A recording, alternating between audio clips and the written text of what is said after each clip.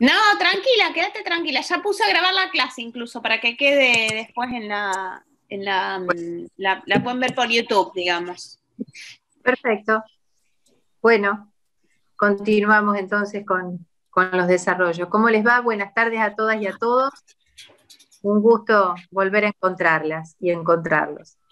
Bueno, vamos a retomar lo que habíamos visto la clase anterior y vamos a comenzar con el tema que nos habíamos propuesto. En la última clase finalizamos con el desarrollo del principio, el derecho constitucional de la tutela judicial efectiva, que esto se da en el marco dentro del programa de los contenidos de la materia de la segunda parte, Derecho Constitucional Tributario. Y hoy íbamos a comenzar con el desarrollo de los contenidos del derecho tributario sustantivo o material, principalmente de la obligación tributaria, pero bueno, allí desarrollaremos de qué se trata el derecho tributario sustantivo material, que ya está en la tercera parte del programa de nuestra materia. Y terminado esto, vamos a analizar los primeros puntos del derecho procesal tributario. Respecto al material de estudio, ustedes recordarán que en el programa, pues bien, está toda la bibliografía básica de la materia, allí se encuentran estos desarrollos, pero como ayuda, y aclaro que no es excluyente de otros análisis, sino simplemente como una colaboración más, les envié un trabajo que se titula Cuaderno de clase, Derecho Tributario Sustantivo, la obligación tributaria, hecho imponible, aspectos, no sujeción, sujetos, responsabilidad solidaria.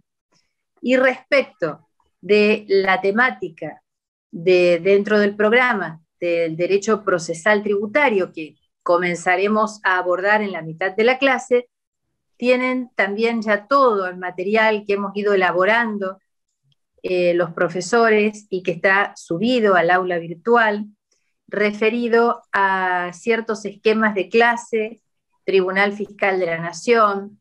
Luego van a ver también varios PowerPoint de derecho procesal tributario y otros que refieren a la acción de repetición, otro que también a la manera de un PowerPoint, me acuerdo que eso lo elaboré como PowerPoint, artículo 74 del decreto reglamentario de la ley 11683, que es el recurso que se interpone ante el director general de la Dirección General Impositiva.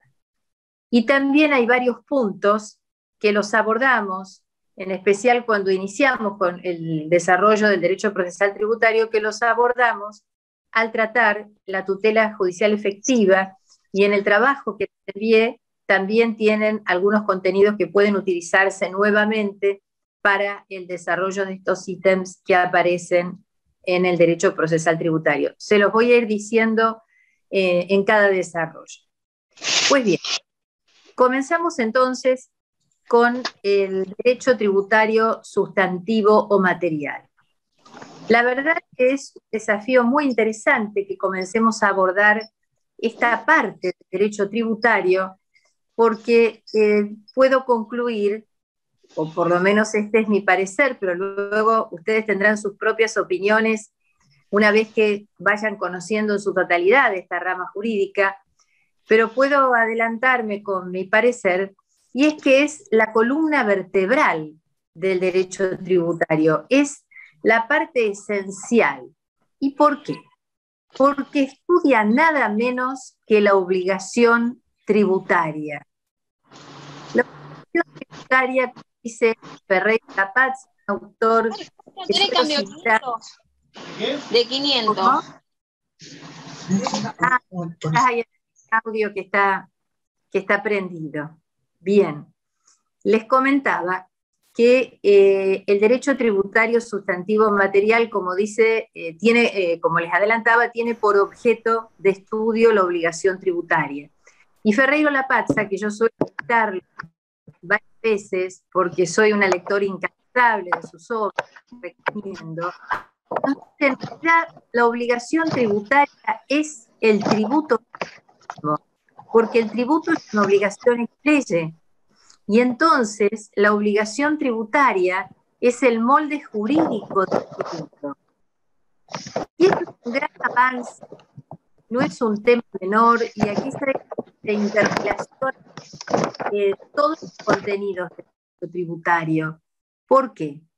Porque decir que en el centro de estudio del derecho tributario encontramos a la obligación tributaria es avanzar en la igualdad entre los contribuyentes y el Estado, porque nos salimos de esa postura originaria de relación de poder del Estado para con los súbditos o ciudadanos contribuyentes.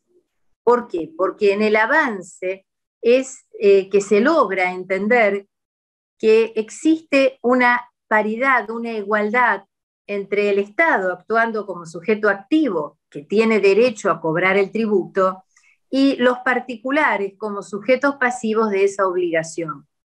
Esto quiere decir que no hay una potestad, no hay súbditos, sino sujetos obligados. Y esto resguarda claramente los derechos y garantías de los contribuyentes, como también el derecho que tiene el Estado a cobrar los tributos. Incluso los tratados internacionales de derechos humanos así lo dicen, para solventar los servicios públicos y de acuerdo a la capacidad económica, la capacidad contributiva de los sujetos contribuyentes. Pues bien, aclarado esto, decimos que el derecho tributario sustantivo material, entonces, es ese conjunto de normas que tiene por objeto de estudio a la obligación tributaria propiamente dicha y estudia todo lo atinente a ella, desde su nacimiento, desde todas sus vicisitudes hasta su extinción. Y entonces, para algunos autores, el derecho tributario sustantivo material es el derecho de las obligaciones en materia tributaria, ¿verdad? Es el derecho de las obligaciones tributarias. Y por supuesto que aplicaremos las cuestiones que regulan a las obligaciones en general, las obligaciones ex lege, pero con las particularidades de la obligación tributaria que aquí estudiaremos. Y cuando ustedes analizaron la autonomía del derecho tributario, si había alguna postura coincidente entre los autores que postulaban la autonomía o que eran autonomistas respecto del derecho tributario, es que si hay una parte que es autónoma, decían, es el derecho tributario sustantivo material. Bien, entonces, veamos aquí la importancia de lo que vamos a estudiar. Vamos a estudiar aquí a la obligación tributaria propiamente dicha. Entonces, analizaremos lo primero cómo nace. Dijimos que el estudio es desde su nacimiento, sus vicisitudes y su extinción. ¿Cómo nace la obligación tributaria? Y aquí la vedette es el hecho imponible, que ya lo vimos cuando analizamos a la norma tributaria. Creo que es la unidad tercera que está en la primera parte de la materia. ¿Por qué? Tuvimos que analizar el hecho imponible porque al estudiar la estructura lógica de la norma tributaria, el hecho imponible es el que se presenta como el antecedente y realizado en el mundo fenoménico, ese hecho que está descrito por el legislador, acontece inexorablemente la consecuencia jurídica de pagar el tributo al fisco, a menos que haya alguna norma que venga a enervar ese efecto esperado, total o parcialmente, es decir, por una exención o una norma que establezca un beneficio. Y luego estarán las endonormas para asegurar el cumplimiento de esa obligación, o sea, las que establecen intereses, sanciones, penas, etcétera, etcétera. Entonces allí ya adelantamos algún estudio acerca del hecho imponible y vimos sus aspectos para entender incluso la aplicación de la norma tributaria en su aspecto temporal, ¿se acuerdan? En su aspecto espacial. Bien, ahora lo vamos a estudiar desde el punto de vista de ser un elemento constitutivo de la obligación tributaria. La obligación tributaria nace por el acaecimiento del hecho imponible en todos sus aspectos. Si en alguno no se da, es como la tipicidad penal. Habrá atipicidad del hecho imponible. Entonces se tienen que configurar todos los aspectos descritos por el legislador: el espacial, el temporal, el objetivo, el subjetivo y también la cuantificación, ¿verdad? Tienen que darse los parámetros a partir de los cuales se establece esa obligación tributaria. El hecho imponible entonces es constitutivo, la determinación tributaria es declarativa. Y el hecho imponible es el momento a partir del cual, en su realización temporal, genera el devengo del tributo, en terminología de los españoles. Por eso es la importancia para ver la ley aplicable, analizar si una norma se aplica o no retroactivamente en materia tributaria. Entonces, no puede haber exigibilidad de ningún tributo sin que previamente se haya realizado el hecho imponible.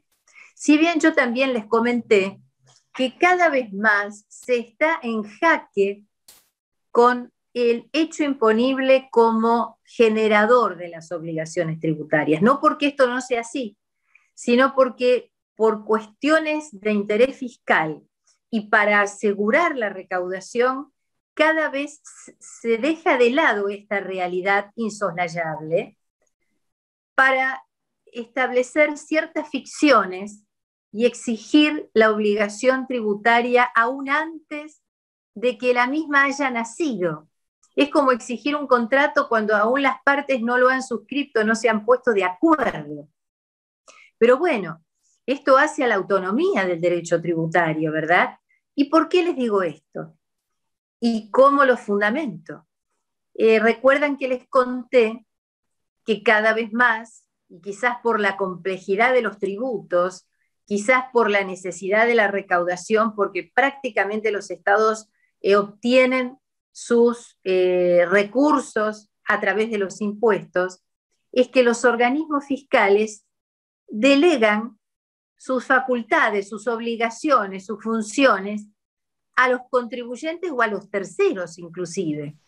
Entonces crean lo que se llama los agentes de recaudación, de percepción, de retención, y entonces realizadas ciertas operaciones le piden a estos sujetos y los obligan solidariamente, si no lo hacen, a que en cada operación vayan reteniendo un importe como adelanto de lo que luego será la obligación tributaria de aquel sujeto que realice esa operación.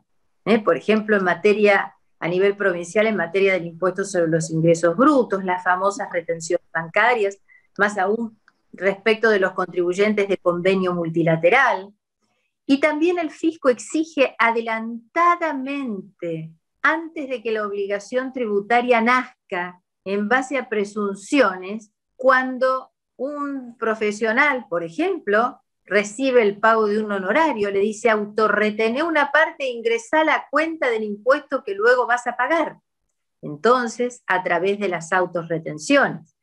También mediante el pago de anticipos, es decir, en base a lo que se pagó en el periodo fiscal anterior, se le exige a los contribuyentes, por ejemplo, en el impuesto a las ganancias, en el impuesto de bienes personales, que se paguen 5 anticipos a cuenta del impuesto que luego se va a pagar cuando se realice el hecho imponible.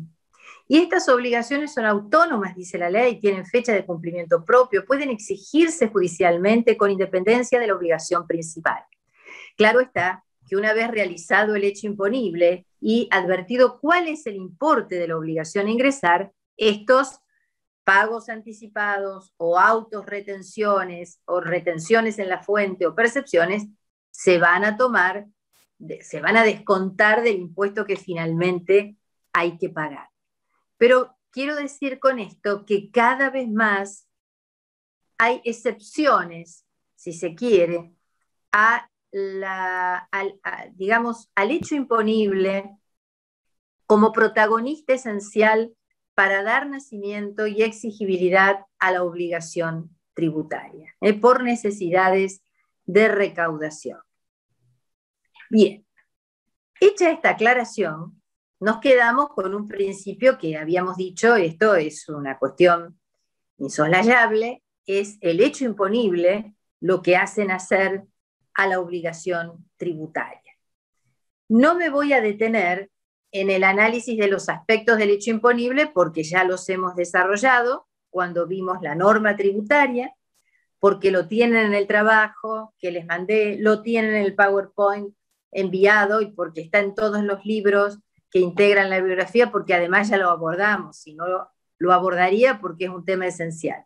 Me remito a lo explicado entonces al analizar la norma tributaria. Quiero recordar que el hecho imponible, esto lo vimos y lo fundamentamos, pero recuerden que el hecho imponible es un hecho jurídico, no es un hecho económico, porque está en la ley. No puede haber obligación tributaria sin ley. Ahora bien, no es un hecho económico, sí va a tomar pautas económicas, porque el hecho imponible debe ser indicativo de capacidad contributiva, en especial en materia de los impuestos. ¿Por qué? Porque, por ejemplo, en una tasa, si bien se puede tener en cuenta para el reparto la capacidad contributiva, lo que habrá de conmensurarse y establecerse para el hecho imponible de las tasas es el servicio prestado por el Estado, que luego el costo de ese servicio se puede repartir tomando en cuenta criterios de capacidad contributiva. Pero en el impuesto, en cambio, el hecho imponible siempre tiene que ser indicador de capacidad contributiva.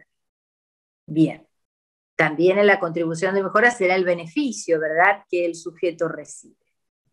Así que nos quedamos con que es un hecho jurídico y con que es indicativo de capacidad contributiva. Tengamos en cuenta cómo lo llamamos al hecho imponible, porque fíjense ustedes, el hecho imponible se nos presenta en dos momentos. El primero es en la ley. Allí está descrito por el legislador, como el principio de la tipicidad del hecho imponible, el principio de legalidad. Pero a su vez, cuando se realiza en el mundo fenoménico, hacen nacer la obligación tributaria. Entonces tenemos un hecho imponible legislado y un hecho imponible realizado. Esto llevó a que los autores dieran a estos momentos de aparición del hecho imponible diversas denominaciones. Entonces se lo llamó, por ejemplo, hipótesis de incidencia tributaria, hecho jurídico condicionante. Bocchiardo dice, quiero denominar al hecho imponible en estos momentos de diversa manera. Al que está en la ley le llama hipótesis de incidencia y al que se realiza al hecho real, hecho imponible. Harrach, con su practicidad y su criterio acerca de la importancia del hecho imponible y de que el mismo es el centro en la obligación tributaria, dice, le voy a llamar por igual, porque es cierto, por un lado está el hecho imponible abstracto, que es el que está en la ley, pero luego es el que se concretiza y es el mismo que está descrito por el legislador, porque de hecho si fuera distinto, no generaría la obligación tributaria. Pero es importante que ustedes sepan que existen por parte de los autores diversas denominaciones respecto del hecho imponible. Pues bien, en el desarrollo que les hago, como les comentaba, vuelvo a comentarles los diversos aspectos del hecho imponible, vuelvo a aclarar la diferencia entre no sujeción y exención. Diríamos que la obligación tributaria refleja todo el universo alcanzado por la tributación y deja fuera lo no sujeto, los supuestos de no sujeción. Mientras que si hay exenciones o beneficios tributarios, el hecho imponible está y se realizó, solo que viene otra ley, y solo una ley, que neutraliza en forma total, si es una exención, la exención puede ser objetiva o subjetiva, el efecto, la consecuencia jurídica del hecho imponible, o en forma parcial, si es una norma que establece beneficios. Todo esto está nuevamente desarrollado en el cuaderno de clase que les he enviado. Entonces, nos vamos a detener en el estudio de la obligación tributaria. Ya vimos cuál es su elemento constitutivo. Nuestro amigo infaltable en materia tributaria, el hecho imponible. Bien. Veamos entonces si decimos que es el derecho tributario de las obligaciones, es el derecho tributario sustantivo material, queremos ver de qué se trata la obligación tributaria, qué característica les vamos a dar. Bien.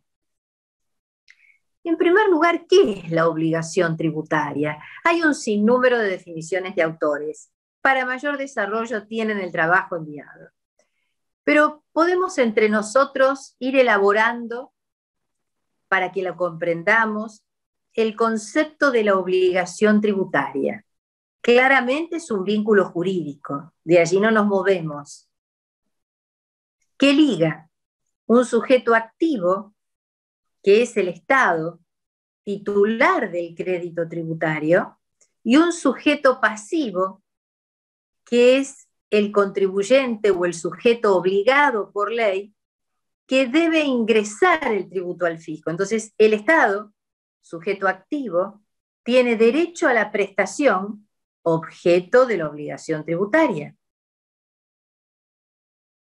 Esa obligación tributaria generalmente es respecto del Estado y generalmente es en dinero, porque puede haber pago de tributos en especies. Ha habido antecedentes, pero generalmente es en dinero. Generalmente es una obligación de dar sumas de dinero. Y, a ver, en todo se aplican el régimen de las obligaciones en el derecho común. No totalmente. Ustedes han analizado que una de las características del derecho tributario, y esto lo llevamos ahora a la obligación tributaria, es que en el momento del nacimiento de las obligaciones tributarias, las mismas no nacen por un acuerdo de partes, por un acuerdo de voluntades, sino que se imponen coactivamente. Coactivamente en un Estado de Derecho significa a través del poder legislativo, principio de reserva de ley en materia tributaria. Es decir, que en su nacimiento, en su génesis, hay coacción normada, una de las características de la obligación tributaria. Esto conduce a otra característica y es que se trata de una obligación ex lege. Es una obligación que nace de la ley. Qué interesante, pero ¿y qué implica esto? Muchas cosas. Entre ellas, la indisponibilidad del crédito tributario. Es decir, todos los elementos de la obligación tributaria tienen que estar establecidos por la ley. Los sujetos, tanto el sujeto activo, el sujeto pasivo, el elemento o aspecto cuantitativo de la obligación, por supuesto el hecho imponible, y esto conduce a que las partes no pueden modificar esos elementos. Y si se lo modifican entre ellas, solo tendrá efecto entre las partes, pero ese acuerdo diverso no se puede oponer al fisco. Les doy un ejemplo. Es de práctica que suelen establecerse en los contratos de locación de inmuebles que el inquilino se hace cargo del pago de los impuestos, suele ponerse, y ahora vamos a ver que eso está mal, generados por el inmueble. O sea, toda obligación tributaria es a título personal, no a título real. Pero pues bien, suele pactarse en un contrato de locación, bueno, el impuesto inmobiliario, incluso las tasas, la tasa general de inmueble, la va a pagar el inquilino. Bien, genial, mientras que el inquilino la pague, el locatario, y si no se genera, digamos, un conflicto, una exigencia por parte del fisco, es un acuerdo de partes, en el cual el locador le ha cedido una obligación que tiene a su cargo conforme el Código Fiscal de Santa Fe cuando regula el impuesto inmobiliario y conforme la mayoría de los códigos tributarios municipales. Ahora, si ese impuesto no se ingresa, el fisco provincial y el fisco municipal le va a exigir el cumplimiento al que está mencionado como sujeto obligado, como sujeto pasivo. No le va a importar el acuerdo de partes. Es inoponible, porque el elemento sujeto, en este caso pasivo, tiene que estar determinado por el legislador, porque resulta que la obligación es ex lege. Entonces el fisco le va a ir a golpear la puerta al sujeto obligado por la ley del impuesto. Y el sujeto le va a decir, no, mire, yo pacté con un tercero que se lo va a pagar él. Y él le va a decir, usted páguemelo a mí y luego podrá demandar el acuerdo que usted hizo, pero no me lo puede oponer. Esto lo dice incluso claramente el decreto reglamentario de la Ley de Procedimientos Tributarios a nivel nacional respecto en general de los impuestos. Es decir, nosotros en un contrato, en un acuerdo, lo que fuere, puede decirse que tal carga tributaria estará a cargo de tal sujeto, pero no deja de ser una obligación entre las partes que luego se podrá reclamar. Pero en modo alguno se pueden oponer al fisco porque la ley dice otra cosa, como tampoco el fisco podría crear sujetos pasivos que no están en la ley. Cuando lo hizo, la Corte le dijo, usted no lo puede hacer, porque aquí rige el principio de legalidad o reserva de ley. Recuerdo la causa Eves, por ejemplo. Videoclub Dreams. Bien. Entonces, una de las características es que se trata de una obligación ex lege. Otra característica de la obligación tributaria es un vínculo personal. No es un vínculo de tipo real u obligación propter rem que siga la cosa. Ojo que no estoy diciendo que en la clasificación de los impuestos no los haya de tipo personal y de tipo real. Son dos cosas diversas. Estoy hablando de la obligación tributaria, donde siempre el sujeto es el obligado, porque se requiere un hacer, se requiere una conducta que ponga en práctica el hecho imponible que está legislado, el hecho imponible abstracto en terminología de Dino Harach. Esto también tiene su implicancia, y esto en general puede aparecerse en la redacción de ciertas leyes tributarias donde parece prevalecer el objeto sobre el sujeto. Por ejemplo, cuando en los impuestos aduaneros uno dice la importación definitiva del hierro paga tanto. No es el hierro el obligado, es el importador el sujeto alcanzado, porque siempre refiere a un sujeto, a una persona. Más allá de las diversas cuestiones que el derecho tributario también para asegurar la recaudación establezca en la ley a la manera de ficciones, como por ejemplo darle capacidad jurídica tributaria, de esto ya vamos a hablar, a una unidad patrimonial que puede, por ejemplo, un patrimonio de afectación, una sucesión indivisa, que puede realizar según la ley un hecho imponible. Esto lo va a poder hacer el legislador nacional tranquilamente, pero con limitaciones el provincial y el local. ¿Se acuerdan? Esto lo vimos cuando analizamos la supremacía del derecho federal, los límites por el 75, inciso 12, 13, por ejemplo, me acuerdo ahora el 12, que es la cláusula de los códigos. Si algo está delegado por las provincias, la regulación de ciertos aspectos, a la nación, pues en ello no puede haber autonomía calificadora ni diversa regulación por parte de las provincias. Pero Y acá yo les relaciono un tema que seguramente les va a despertar interés. Aproveché el fin de semana para profundizar en ciertas cuestiones que a los que somos de más años nos cuesta mucho más que seguro a ustedes. Y es toda la aplicación de la inteligencia artificial, de la robótica y la implicancia en materia tributaria. Si quieren después, antes que termine este cursado y si tenemos tiempo, estoy tratando de desarrollar algunos conocimientos más profundos en ese tema. Pero algo que me llamó la atención es todo lo que nos va a pasar y cómo va a haber que adaptar las leyes a esta nueva realidad. Más allá que a mí lo que motivó el análisis, ustedes saben que soy una incansable defensora de los derechos y garantías de los ciudadanos contribuyentes, y advierto que cada vez más los organismos fiscales utilizan ciertos scoring, ciertas bases de datos, que se elaboran por algoritmos, por códigos. Ustedes seguro de esto entienden mucho más que yo. Yo todavía tengo que desmenuzar conceptos básicos en tecnología.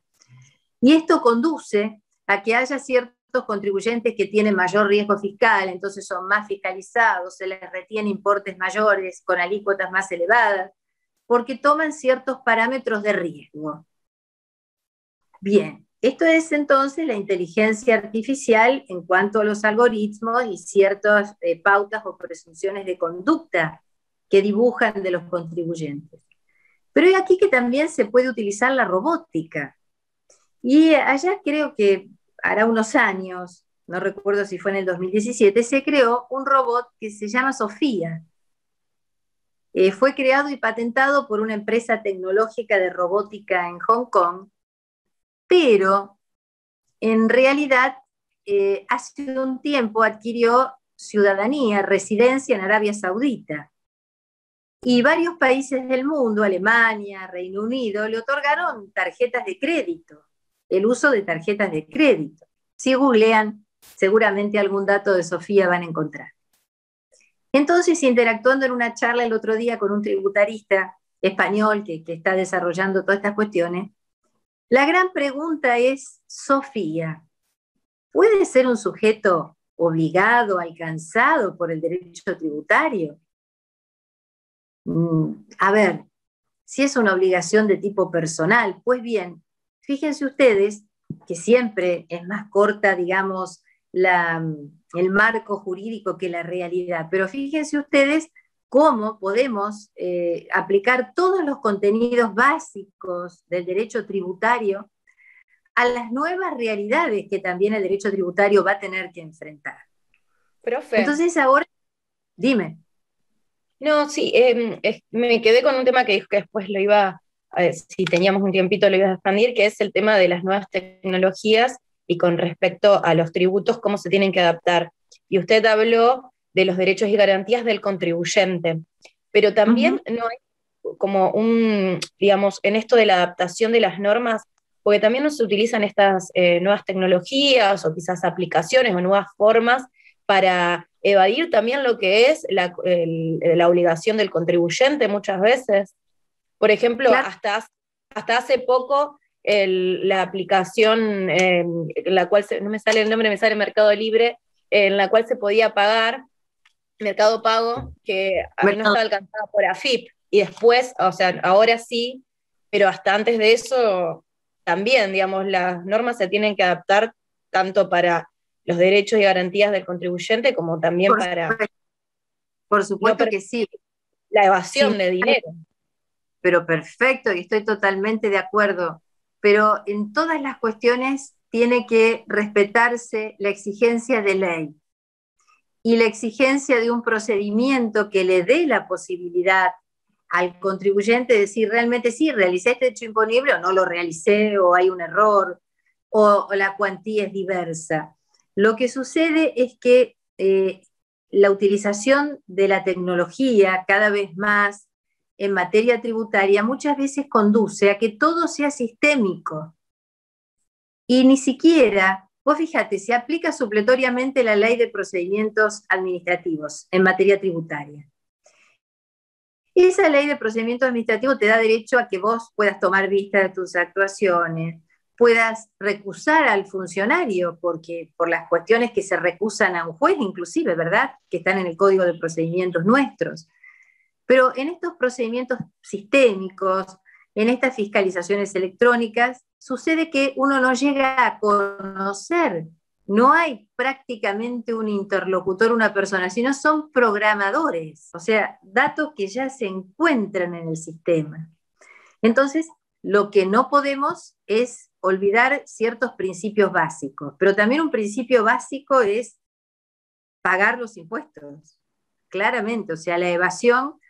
Entiendo que incluso el sistema tributario argentino sería mucho más benévolo si se controlara el ingreso de todos los sujetos obligados y se evitara cada vez más la evasión, porque sin duda eso es uno de los mayores flagelos, y más aún cuando la evasión refiere a aportes y contribuciones de la seguridad social. Entonces, por supuesto que deben utilizarse, pero deben utilizarse llevando adelante ciertos procedimientos, y para ello el mejor análisis se hace en el seno de las legislaturas, en el seno del Congreso Nacional. Lo que sucede es que muchas veces la FIP, por cuestiones de celeridad o lo que fuere, implementa todas estas cuestiones a través de resoluciones generales, que son actos administrativos. Si hay una ley que otorga el marco, bienvenido sea. Pero muchas veces estas cuestiones son decisiones o a través de licitaciones que se hacen por la utilización de ciertos sistemas, programadores, y allí está la preocupación, allí es donde yo hago hincapié en los derechos de los contribuyentes. Ahora, respecto de quienes utilizan la robótica, y por ejemplo, si ustedes analizan esta figura del robot Sofía, que más que nada se los comento como una cuestión pintoresca, pero va a generar esta pregunta y va a generar este análisis, la mayoría de aquellos que están en los desarrollos de la inteligencia artificial dicen, no, debe tributar. Debe tributar si es que realiza hechos imponibles. Y luego acá está toda la fisco que puede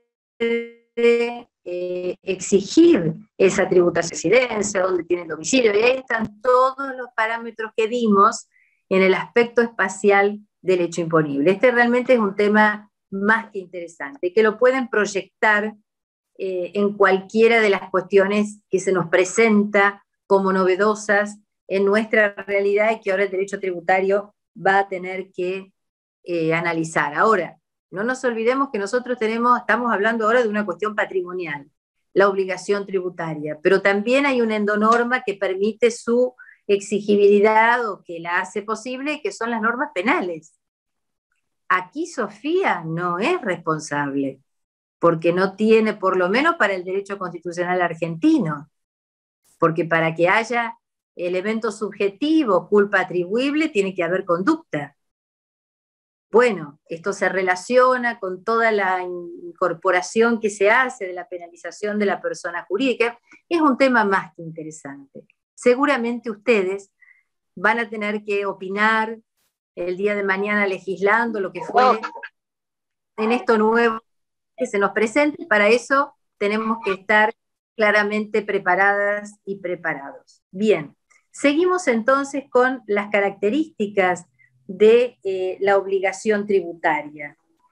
Creo que además es una obligación de dar. Yo les decía, normalmente una suma de dinero, puede haber pago de tributos en especie, y no hay que confundir el objeto del tributo con el objeto de la obligación tributaria, porque el objeto de la obligación tributaria es esta prestación de dar, y el objeto del tributo va a estar dado por aquella manifestación de capacidad contributiva que con el mismo se pretende alcanzar. Natalia, escucho tu pregunta. Perdón, me quedé muy entusiasmada con lo de Sofía. Quería saber cómo era, digamos, cómo es en Arabia Saudita, cómo lograron darle esa capacidad, digamos, esa ciudadanía, con qué aspecto, tipo persona jurídica, o sea, qué mixtura armaron, porque, digamos, nosotros tenemos algunos delitos sobre, por ejemplo, sobre los cajeros, sobre cosas, pero son muy aisladas, no hay delitos tan, más allá que se tiende hacia eso, todavía no hay mucho desarrollo. Entonces me gustaría saber cómo fue el concepto para poder armarlo. Perdón, pero era eso. No, yo te digo, Natalia, que estoy investigando igual que vos, con lo cual vos tenés mi correo y después podemos seguir ampliando. Tomé noticia que le habían otorgado, o sea, es una ciudadana saudí. Ahora bien, esto no se relacionaba con ningún delito, simplemente Arabia Saudí le otorgó, Saudita le otorgó la ciudadanía. No conozco, digamos, la fundamentación para poder hacerlo dentro de las leyes que están vigentes en dicho país para el otorgamiento de la ciudadanía. Pero créeme que estoy buscando eso yo también, porque quiero ver cómo se proyecta, ¿verdad? Cómo se proyecta, por ejemplo, en nuestra legislación. Y la cuestión del delito, bueno, esto lo incorporé un poco en el análisis con ustedes, porque nosotros tenemos la parte delictual de la evasión tributaria tanto a nivel nacional, provincial y de CABA. Digo, ¿qué vamos a hacer una vez que solucionemos el tema de la responsabilidad patrimonial? ¿Qué vamos a hacer con la responsabilidad penal para nuestra Constitución y para nuestro derecho? Porque aquí, más allá de las leyes que las podemos adaptar, lo que no nos podemos mover es de nuestros principios constitucionales, como el principio de la personalidad de la pena. Pero bueno, tan pronto tenga esta noticia, o si vos lo encuentras antes que yo, profundizamos, entonces te daré respuesta. Pero es más que interesante y digamos que estas cuestiones van a aparecer. Y luego, bueno, como toda revolución industrial, también está la parte positiva, que si utilizamos la técnica como un medio, y después la parte negativa, que es el reemplazo de las fuentes de trabajo. Esta es otra cuestión no menor a la hora del análisis, por ejemplo, de la robótica o de la inteligencia artificial. Pero bueno, por eso esto va a replicar en varias ramas del derecho, no solamente en la nuestra. Pero en la nuestra seguro que sí, porque tan pronto se advierta que hay alguna unidad patrimonial susceptible de realizar un hecho imponible, allí va a estar el Estado para ver cómo alcanzarlo. Dejo la inquietud y entre todos y todas seguimos investigando. Perdón, Gabriela, sin ir más lejos, hoy la robot Sofía va a atender a los medios de prensa en España para dar los resultados de las elecciones. Claro, está en el centro de cómputos. Para las elecciones, exactamente. Incluso tiene un fin noble de su creación, que es la lucha contra el narcotráfico, la trata de personas, etcétera, etcétera, ¿verdad? Pero claro, al darle estos, digamos, estas capacidades por parte de los estados como tarjetas de crédito, de débito, veremos qué pasa con lo tributario. Muy interesante. Bueno, veo que vos también la conocés, a Sofía. Sí, pero es interesante cómo va a repercutir la inteligencia artificial en el derecho, y es algo que por ahí no está siendo muy explotado, pero estamos cada día más rodeados de la inteligencia artificial. Claramente. Y la FIP lo utiliza incluso en Ciudad Autónoma de Buenos Aires. Se ha establecido todo un mecanismo muy avanzado por parte de la JIP. Allá es la JIP, el organismo de aplicación, utilizando también inteligencia artificial. Bueno, también el Poder Judicial de la Nación utiliza Prometea, que es una base de datos. Por ejemplo, uno puede saber o tomar conocimiento de medianamente cuál puede ser el decisorio esperado. Esto pasa mucho en el Reino Unido, que sabemos que son todos precedentes por el caso, y ver, digamos, los juzgados, cuál puede, respecto de sus sentencias, cuál puede ser la tendencia. Son análisis que normalmente hacemos las abogadas y abogados, que nos llevan muchas horas de estudio. Y bueno, aquí la inteligencia artificial lo hace rápidamente. Pero ojo que les falta siempre la cuestión humana, el análisis oportuno, para poder incluso leer esa información en forma correcta. Pero como un medio, tal como decía Natalia, es muy importante y sin duda el fisco para la interrelación de datos le sirve para detectar rápidamente una evasión fiscal o alguna operatoria.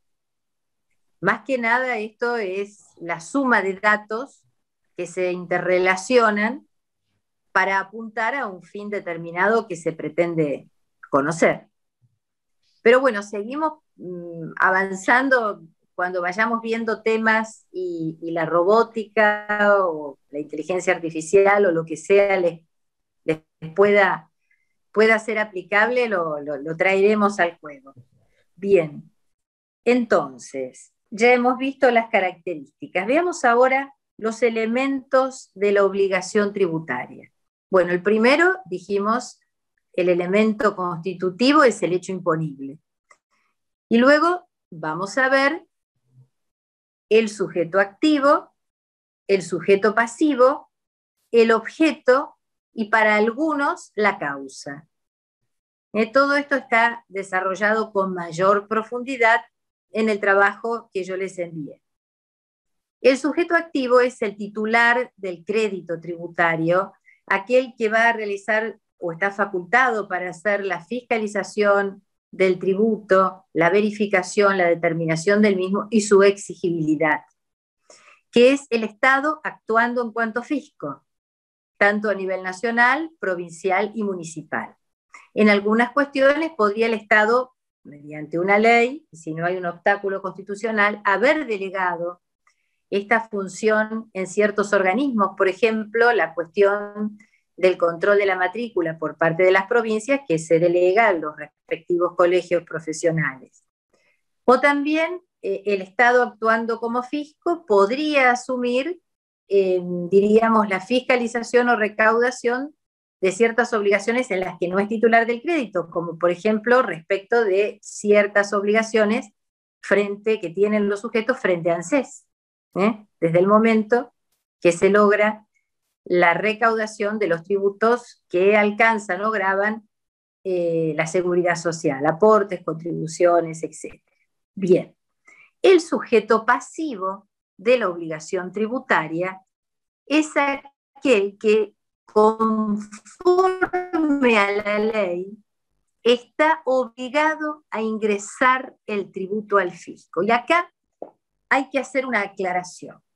Ustedes dirán, bueno, pero en realidad es el realizador del hecho imponible. En palabras de Villegas, el destinatario legal tributario, aquel sujeto para quien el legislador pensó la ley, pensó el impuesto, tuvo en cuenta su capacidad contributiva y lo legisló en tal sentido. Pero yo les digo en cambio que no siempre coinciden el realizador del hecho imponible, que es el que sin duda genera la obligación, da lugar a ella, con quien el legislador erige como sujeto obligado a ingresar el tributo al fisco. Otra de las ficciones que se dan en materia tributaria para asegurar la recaudación. Y esto lo hace el fisco a través de la ley, siempre a través de la ley, porque el sujeto pasivo tiene que estar en la ley, el obligado, más aún si no es el realizador del hecho imponible. Porque Néstor Harach nos decía, si no figura quién es el sujeto pasivo, pero es el realizador del hecho imponible, está en la ley. Pero cuando en cambio se coloca como sujeto obligado a quien no es el realizador del hecho imponible, la exigencia de legalidad es irrestricta, insoslayable, porque nadie puede, por empezar, estar obligado a hacer lo que no manda la ley, y por el principio de legalidad que gobierna la materia tributaria, y porque la obligación tributaria es ex lege. Bien. Entonces, ¿cómo es esto que puede disociarse? Sí, claramente, esto lo vamos a ver Ahora, a renglón seguido, cuando analicemos quiénes pueden ser los sujetos pasivos de la obligación tributaria. Pero por eso, sujeto pasivo de la obligación tributaria es el que, conforme a la ley, está obligado a ingresar esa prestación a favor del sujeto activo, del Estado, que puede coincidir o no con el realizador del hecho imponible, con el destinatario legal tributario, en palabras de Villegas, si están estudiando por este autor. Es que hay muchos realizadores del hecho imponible que al Estado le cuesta mucho más fiscalizar y controlar, porque están en un anonimato fiscal. Mientras que hay otros sujetos que se relacionan con el realizador del hecho imponible que son más controlables por el Estado. Entonces los erigen sujetos pasivos, a veces al lado de este sujeto que realiza el hecho, a veces en lugar de este sujeto, o bien con ciertas obligaciones como agentes de recaudación. Ahora veremos de qué se trata. Y luego, el objeto de la obligación tributaria, que ya lo dijimos, que es la prestación, y que, sin duda alguna, se relaciona con el objeto del tributo, pero el objeto del tributo, en cambio, es esa capacidad contributiva que se quiere captar con el impuesto.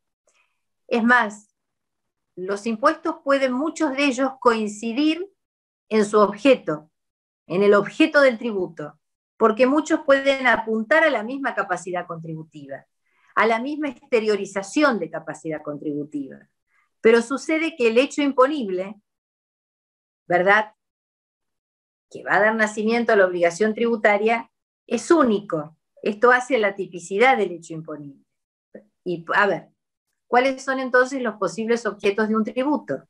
Puede ser la renta, la manifestación que se hace a través de las ganancias que se obtienen, puede ser la titularidad de ciertos activos, de un patrimonio, puede ser el gasto, puede ser la realización de ciertas operaciones del consumo.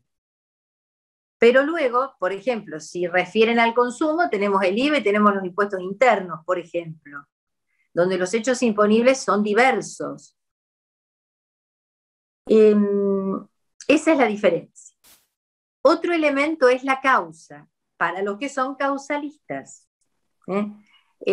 Para muchos autores, entre ellos Ferreiro, Lapazza, dice, no, la obligación tributaria no tiene causa porque nace de la ley, o sea, aquí su razón de ser, su motivación está en la ley.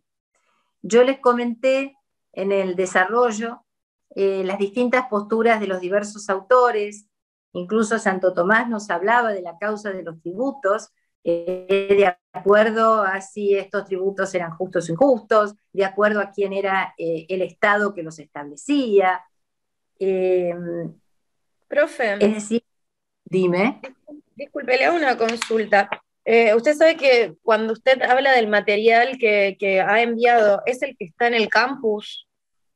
Sí, seguro está subido. Porque yo busqué, descargué antes de la clase y tengo una guía de estudio, pero está, o sea, la que encontré dentro de la unidad 6, que es el tema que estamos tratando, es de otro profesor. Bueno, no, por favor, nuestra cátedra es única, o sea, quiero decir que es todo un equipo de trabajo y todo lo que suben los docentes de la cátedra es más que valioso. Bien, no sé, para por ahí utilizar los dos y ver cuál me resulta. Y te comento que si está subido es porque lo hemos visto todos, o sea que está, perfecto. Vale totalmente. Pero si querés también está esto, o sea, yo simplemente las clases que doy, siempre todos los años trato de sumar material más allá de lo que ya hemos ido subiendo cada uno de nosotros al campus. Pero perfecto. Está perfecto lo que está en el aula. Y esto es un elemento más. Ahora después al terminar le preguntamos a la doctora Zabalza, pero yo estoy segura de que este material también está. Lo subimos la última clase que diste vos anteriormente, Gaby, que era 15 días, 3 semanas, una cosa así. Porque les cuento que gracias Margarita, les cuento que en realidad ahora lo voy a revisar igual. este tema ya lo teníamos que haber terminado, por eso yo trato de ir más rápido, pero bueno, se nos va acumulando y siempre tomamos un pedacito de la clase que sigue. Pero bueno, es para sumar como un material más a los que ya tienen. Pues bien, ahí yo les cuento todo el desarrollo de las distintas posturas de aquellos que son causalistas, anticausalistas, o que tienen, digamos, una admisión parcial de la causa. A ello me remito porque es, digamos, una larga lista de autores con una larga lista de posibles causas o denegaciones a su existencia. Bien, vamos entonces al sujeto pasivo de la obligación tributaria. Nosotros habíamos dicho entonces que es aquel que se encuentra obligado por ley a ingresar el tributo al fisco. En la ley 11.683, todo lo referido a la sujeción pasiva lo encontramos regulado a partir del artículo 5 de la ley 11.683. Artículos 5, 6, 7, 8. El primero de ellos, que es el artículo 5, en realidad se ocupa de definir a uno de los posibles sujetos pasivos, que es el contribuyente. Aquí donde la cuestión no se nos hace difícil, porque aquí en la persona del contribuyente sujeto pasivo coincide el realizador del hecho imponible con el sujeto obligado por ley. No hay otro, es el que lo realiza el que está obligado. Es lo que se espera, porque es el que da lugar al nacimiento de la obligación, ¿verdad? Lo define claramente el artículo 5 y también lo aplica a aquel contribuyente que adquiere su condición de tal por transmisión entre vivos o mortis causa y que luego esa regulación va a estar regulada por la propia legislación del derecho común. Pero lo interesante del artículo 5, en especial, es que regula algo que denominamos capacidad jurídica.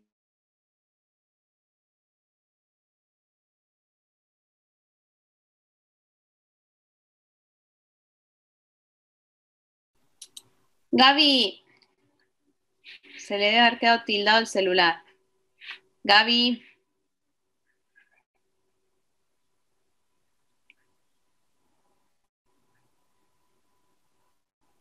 Yo le aviso.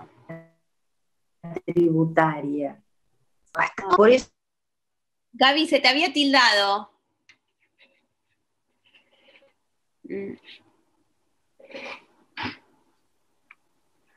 Ahí está. Ahí les voy a mandar por... ¿Qué pasó? Ahí está, no sé. No sé qué pasó. Es que viste que internet... Yo termino con el teléfono porque es lo mejor, porque por los datos. Esta mañana tuve 2 Zoom en la compu y se me cortó y digo no. Bueno, sigo entonces. Perdonen, no sé qué pasó. Dale.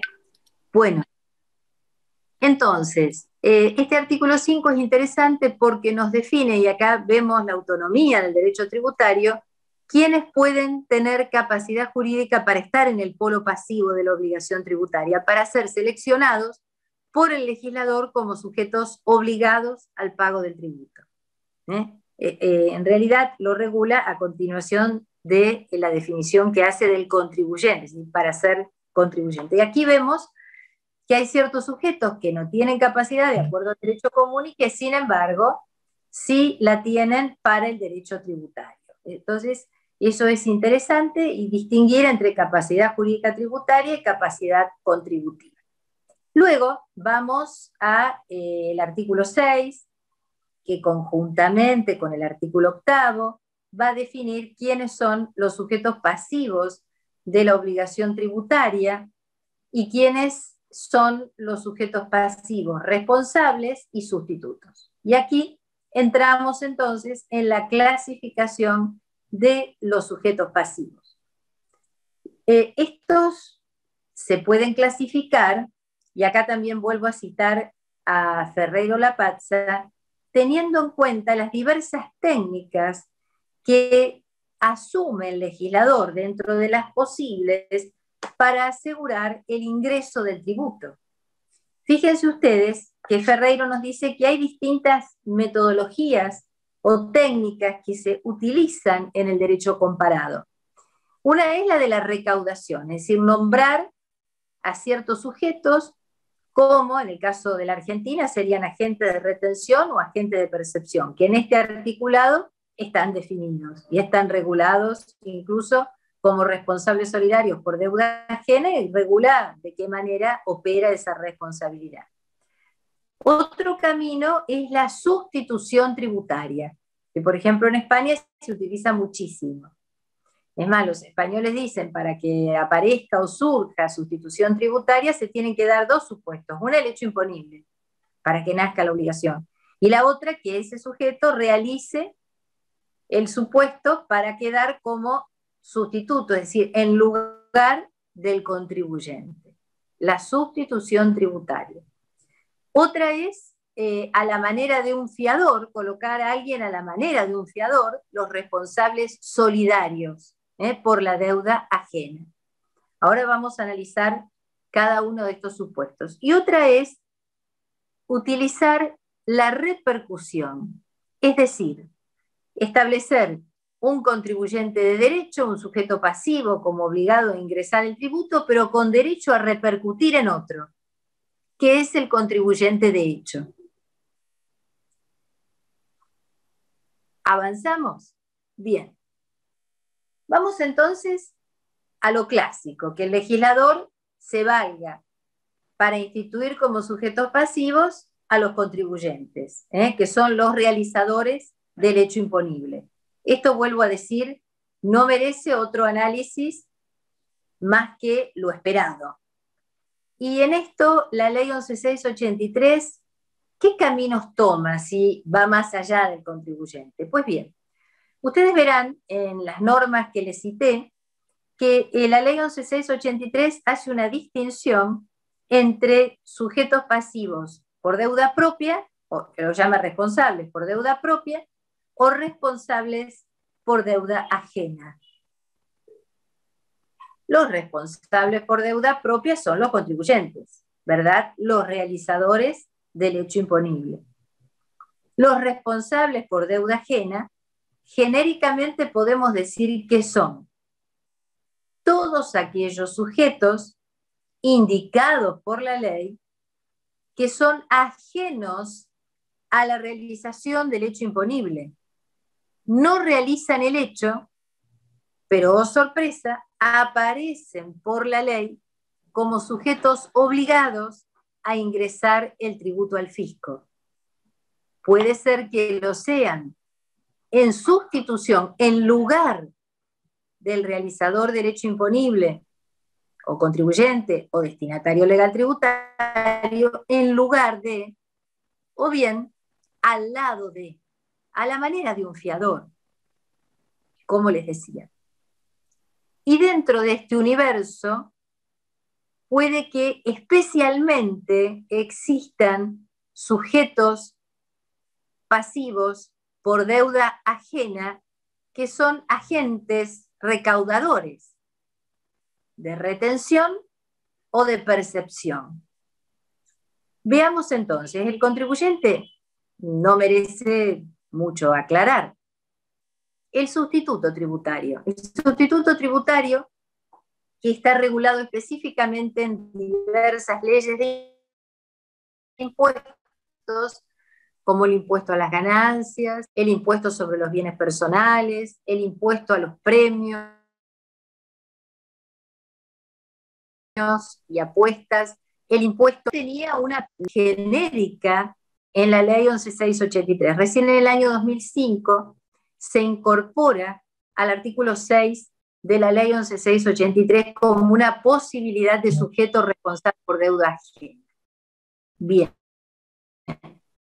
La sustitución tributaria hace que exista entre el Estado, fisco, sujeto activo de la obligación tributaria, un único vínculo obligacional con el sustituto. Por eso se llama sustitución tributaria, porque el sustituto tributario lo sustituye al que realiza el hecho imponible, lo sustituye al responsable por deuda propia.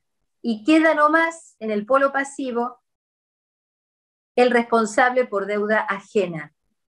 Por ejemplo, es el caso de un contribuyente, dado el criterio de renta mundial en el impuesto a las ganancias, es sabido que un sujeto que tiene residencia en el extranjero, no en Argentina, pero que tiene bienes en Argentina o obtiene rentas en la Argentina, tributa en la Argentina por las rentas que obtiene aquí. Pero como ese sujeto está en otro país, ¿cómo lo va a controlar el fisco argentino? Entonces, la ley del impuesto a las ganancias establece que para estos casos tiene que haber un sustituto del beneficiario del exterior, a quien ya se le obliga ciertas cuestiones, a ingresar el tributo, a practicar determinadas retenciones con determinadas alícuotas, cuando cobra estos beneficios, estas rentas que pertenecen al realizador del hecho imponible que se encuentra en el exterior. Lo mismo pasa en el impuesto sobre los bienes personales, lo mismo pasa en el impuesto a la riqueza o aporte solidario extraordinario. En el impuesto a los juegos o apuestas también se da. Porque, ¿qué pasa? Y el que obtiene los premios, era lo que yo les decía, pasa que cuesta mucho controlar. Y así, claro, no lo está, no lo sabemos, pero al que, digamos, puede controlar es al que organiza ese juego concurso. Entonces lo sustituye en el pago de este impuesto y le dice, mire que yo voy a ir contra usted, así que ocúpese de retener antes de pagarle al premio al sujeto lo que haya que retener en concepto de este impuesto, porque yo no voy a ir contra el que obtuvo el premio, voy a ir contra usted. Lógicamente que en la sustitución tributaria está prevista el resarcimiento entre el sustituto y el sustituido, es decir, en este caso, que el sustituto se ocupe de cobrar del sustituido el importe que debe ingresar al fisco. Pero el fisco lo obliga de tal manera, para que realmente actúe como tal e ingrese la obligación, que todas las obligaciones están en cabeza del sujeto sustituto. Las de tipo formal, las de tipo sustancial, que es el ingreso de la obligación, los intereses que van a correr, la responsabilidad, etcétera, etcétera. Luego está la regulación de los sujetos pasivos también por deuda ajena o responsables por deuda ajena, la terminología de la ley, pero que no desplazan al realizador del hecho imponible. Entonces aquí la obligación tributaria es un vínculo jurídico obligacional doble. El fisco permanece como sujeto activo frente al contribuyente y además tiene un vínculo con el sujeto responsable por deuda ajena. Hay un doble vínculo obligacional. En el del contribuyente es uno, en el sustituto es uno. Acá va a poder primeramente exigirle al contribuyente y si no al lado tiene alguien que le va a cumplir, porque la ley así lo ordena. Y bueno, y luego tenemos que ver cómo es la regulación de la solidaridad o la regulación de la responsabilidad por deuda ajena en la ley 11.683, porque tiene sus diferencias con la solidaridad que regula el derecho común. Es para muchos autores de tipo subsidiaria, porque se regula como una especie de beneficio de exclusión. Primeramente el fisco, esto lo tiene en el artículo 8, va a exigirle la obligación al contribuyente, al realizador del hecho imponible, si en un plazo de 15 días no se cumple con la exigencia del ingreso, del cumplimiento del gravamen, recién ahí está habilitado para exigírselo o para intimar al responsable por deuda ajena. Y la responsabilidad solidaria no es automática, no es refleja por el solo hecho de ser responsable solidario. Por ejemplo, ustedes van a ver después, estudiando en detalle, cuáles son los diversos sujetos responsables por deuda ajena. Por ejemplo, en una sociedad anónima, el presidente del directorio, el directorio; en una SRL, el administrador o los administradores, es decir, quienes están representando a estos sujetos. Pero la responsabilidad no nace por el solo hecho de ser tal, la responsabilidad regulada en la ley, más aún después de la reforma del 2017, es de tipo subjetiva.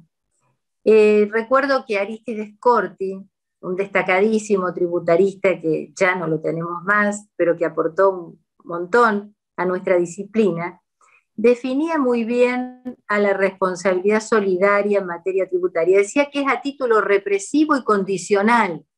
Represivo, porque para que un sujeto pasivo responsable por deuda ajena se le pueda atribuir la solidaridad, es decir, tenga que hacerse cargo en forma personal del ingreso del tributo, necesariamente tiene que haber incumplido obligaciones a su cargo. Es subjetiva, no es objetiva. Y para que ello pueda ventilarse, probarse, hay que llevar adelante un procedimiento, que es el procedimiento de determinación de oficio, del artículo 16 de la ley 11.683. No es automático.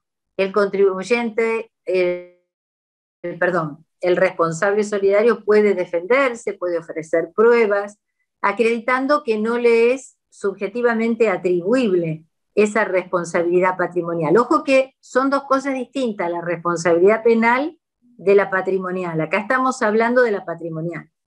Por ejemplo, para que se comprenda, un agente de retención que no retuvo, por un lado, va a tener responsabilidad por el ilícito que cometió frente a la omisión de retener.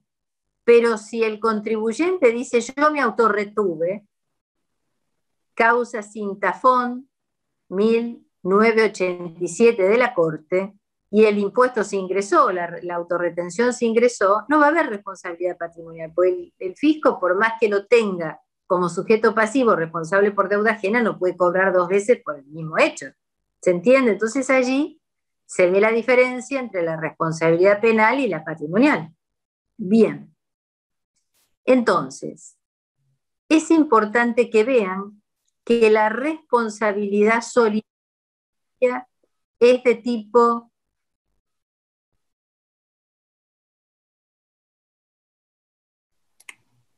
Gaby, se cortó. bueno, los astros, sí, y ahora ya estamos. Los astros hoy no están con nosotros, pero bueno, pido disculpas, era una llamada que me entraba. Bueno, entonces, lo importante es que tengamos esos principios que gobiernan la responsabilidad por deuda ajena.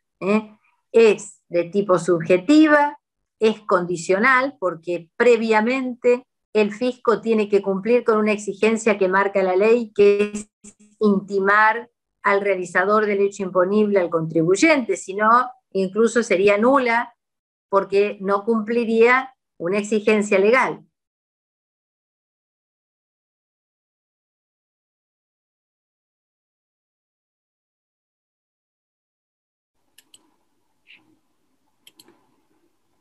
Gaby. Está bien. Mención previa al deudor, pero que esto no, diríamos, no obstaculiza que pueda iniciarse, digamos, esa intimación o esta exigencia, por más que no se haya terminado con todo el derrotero tendiente a exigirle la obligación tributaria, es decir, que haya terminado un procedimiento de determinación de oficio contra el contribuyente. Lo que es necesario es esa intimación previa.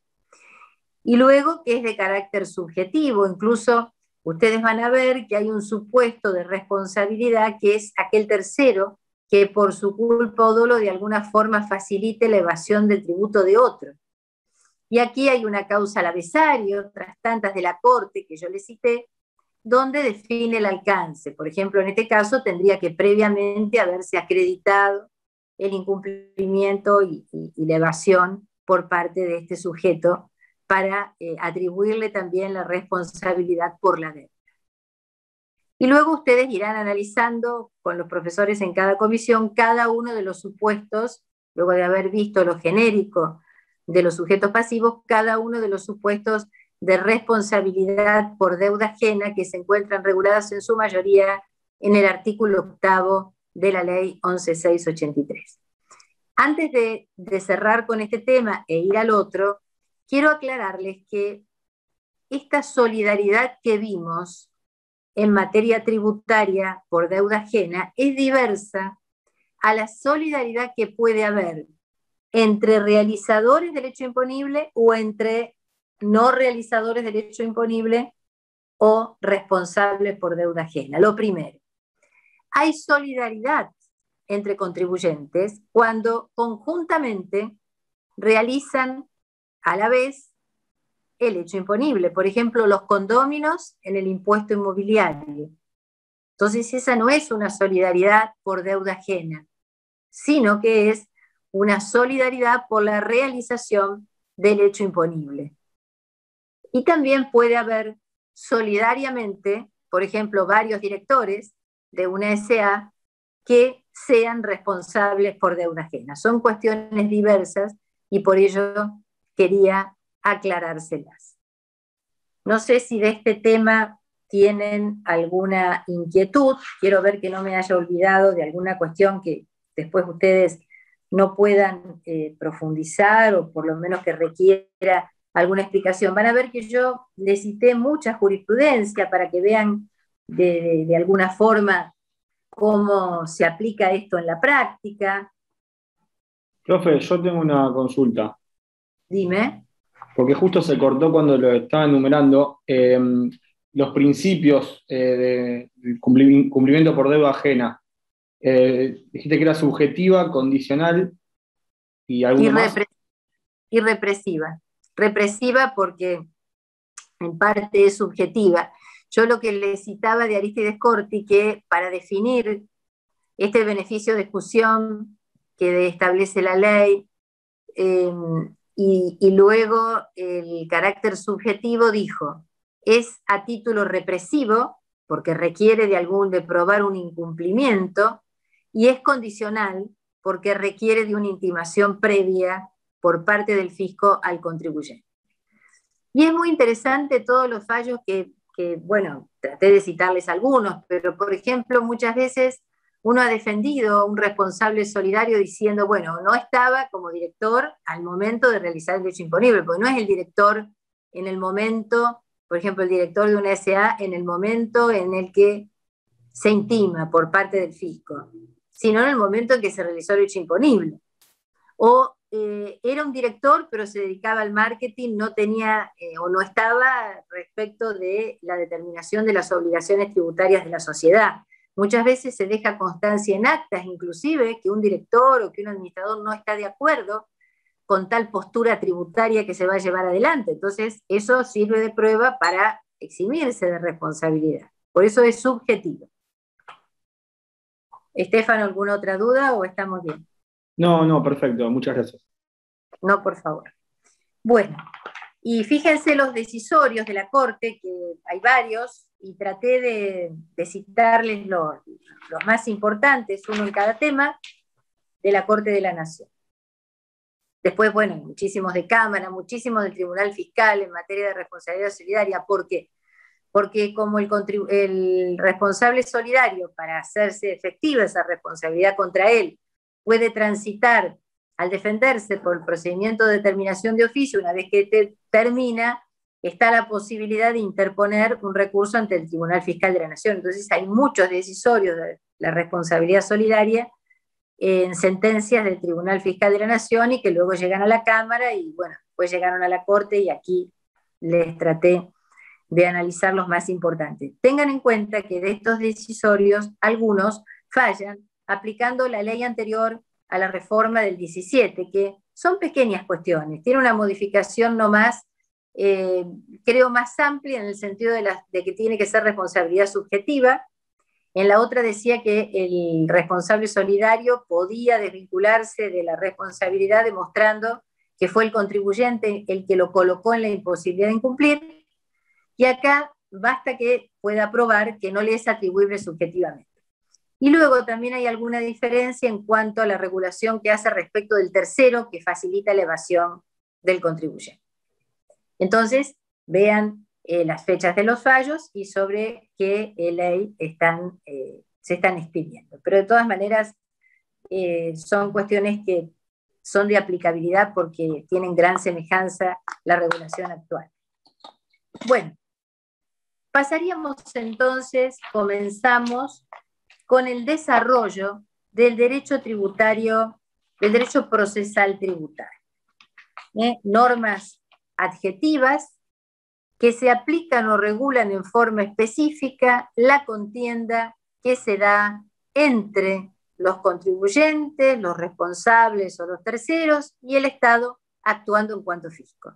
Vuelvo a decir que son normas de naturaleza adjetivas y que de modo especial a nivel nacional se encuentran reguladas en la Ley de Procedimientos Tributarios, que es la Ley 11.683, en el decreto reglamentario, que es el decreto 1397 del año 79, también en el decreto 618 del año 97, supletoriamente en la Ley de Procedimientos Administrativos y en los códigos de rito a nivel federal, sobre todo en la cuestión referida al proceso judicial. Una cosa son los procedimientos administrativos y otro es el contencioso o proceso judicial, y a nivel provincial la regulación va a estar dada de los procedimientos y procesos tributarios, en el caso de Santa Fe, en el Código Fiscal de Santa Fe, a nivel municipal, en los códigos tributarios municipales de las grandes ciudades, como es Rosario, Santa Fe, Rafaela, Venado Tuerto, que tienen quizás una legislación más propia, más característica, si bien todos se nutren de una ley que existe a nivel provincial, que es la 8173, a la manera de un modelo de código tributario municipal para que sea tomado o aplicado por cada uno de los municipios santafesinos en lo que hace a la ordenanza general tributaria, a su código tributario. Allí van a encontrar las regulaciones. Vuelvo a decirles, también se aplica el Código Procesal de Rito a nivel provincial, tanto para la cuestión provincial como local o municipal. También la ley que regula los apremios municipales y para el proceso contencioso judicial, la ley 11.330, ley provincial 11.330. Bueno, yo estoy viendo que estamos en hora, que creo que es 15:30, para comenzar con todo el desarrollo, pero lo que vamos a hacer la próxima clase entonces es avanzar en el derecho, ya nos vamos a hacer un desarrollo pleno del derecho procesal tributario, con sus características, principios propios, cómo es el control jurisdiccional, cómo es el procedimiento tributario en Argentina, tanto a nivel federal como de las diversas, en este caso, provincias. Nos vamos a detener medianamente en provincia de Santa Fe. Eso es lo que vamos a desarrollar en la clase próxima. Yo por el horario... Sería el martes próximo, Gaby, ¿no? Si no me equivoco. Sí, parece que sí, sí, claro. Sí. El martes próximo. Sí. Bueno, si sé algo más de Sofía, se los cuento el martes. Y si ustedes averiguaron algo más,